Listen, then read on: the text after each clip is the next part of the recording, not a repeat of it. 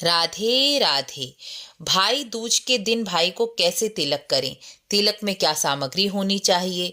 तिलक करते समय भाई का मुख किस दिशा में होना चाहिए?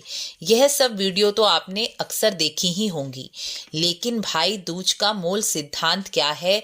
भाई दूज किस लिए मनाया जाता है? यह जानने की कभी कोशिश की? किसी भी पर्व का मूल सिद्धांत जाने बिना उस पर्व को मनाना, इससे उस पर्व का फल नहीं मिलता।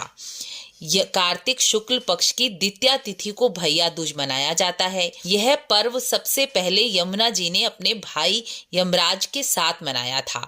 इस दिन यमराज जी अपनी बहन से मिलने, उसकी कुशल क्षेम जानने उनके घर गए थे।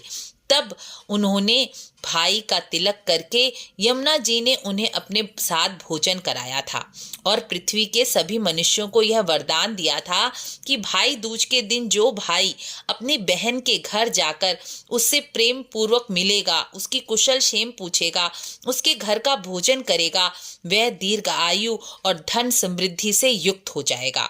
इसलिए इस पर्व को मनाया जाता है। इस दिन भाई बहन यमुना जी में स्नान करके यमुना जी और यमराज का पूजन करके भी अपने सुखों में वृद्धि कर सकते हैं।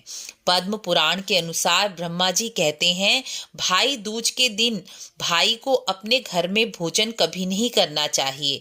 यदि अपनी बहन नहीं है तो मुंह बोली बहन बनाए, मुंह बोली बहन भी नहीं है तो बाहर किसी पेड़ के नीचे ही भोजन कर लें, लेकिन अपने घर में भोजन कदापि ना करें। इससे आयु और भाग्य समृद्धि की गति मंद हो जाती है। आजकल तो बहनें ही भाइयों के घर जाती हैं, लेकिन इससे पर्व का सिद्धांत नहीं बदलेगा।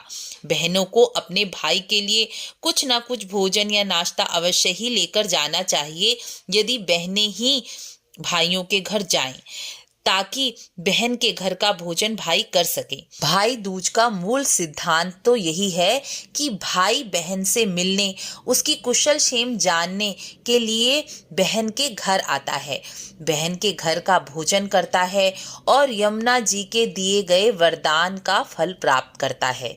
राधे राधे।